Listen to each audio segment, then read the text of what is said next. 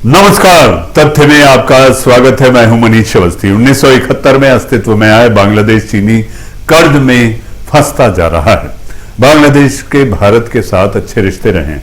बांग्लादेश की आजादी के 50 साल पूरे होने पर खुद प्रधानमंत्री नरेंद्र मोदी ने बांग्लादेश का दौरा किया था। चीन भी अपने को दुनिया की एक बड़ी ताकत बनाने के लिए BRI प्रोजेक्ट को भी तेजी से आगे बढ़ाने लगा और बांग्लादेश को भी अपने कर्ज के जाल में फंसाने लगा। चीन ने उसे 2% पर लोन दिया है, जिससे उबरना बांग्लादेश के लिए आसान नहीं दिखाई देता।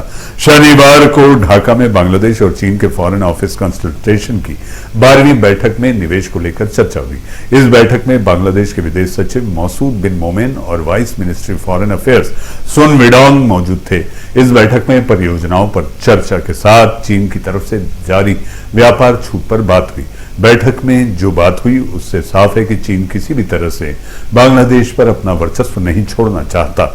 जिनपिंग के 2% कर्ज के जाल में फंसा बांग्लादेश। साल 2016 में शी जिनपिंग के बांग्लादेश का दौरा करने के बाद दोनों देशों के बीच 27 अलग अलग समझौते हुए थे। चीन की तरफ से बेल्ट रोड इनिशिएटिव BRI के तहत तकरीबन 38 अरब डॉलर का निवेश हुआ है। कर्ज का आलम यह है कि चीन ने बांग्लादेश में कर्णफुली नदी के नीचे से बनने वाले बंगबंधु टनल और पद्म ब्रिज रेल लिंक जैसी परियोजनाओं को फाइनेंस किया।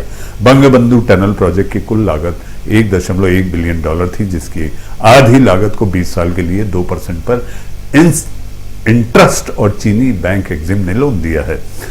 पाकिस्तान के बाद बांग्लादेश को सबसे अधिक चीनी कर्ज। इसी के साथ 169 किलोमीटर पद्म ब्रिज से रेल लिंक, जो कि ढाका को जो शहर को जोड़ेगा, उसकी पूरी लागत का 85% फाइनेंस इसी बैंक ने किया है। फिलहाल तो लोन 2% ब्याज पर दिया गया है, लेकिन इसका 20% इंटरेस्ट होने से समय लगेगा।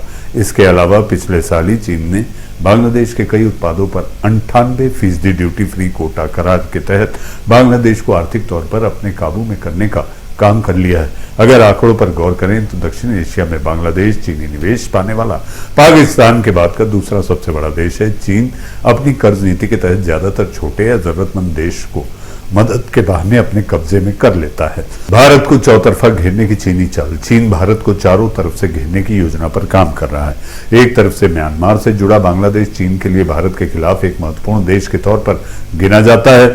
जैसे पाकिस्तान, नेपाल, भूटान, म्यांमार, श्रीलंका को अपने प्रभाव में ले आया है, उसी तरह से बांग्लादेश को भी अपने साथ मिलाने की फिराक में लगा हुआ है।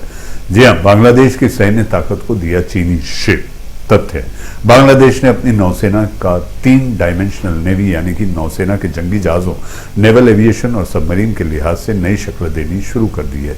इसकी डेडलाइन 2030 की रखी गई है। इसमें सबसे बड़ी मदद कर रहा है चीन।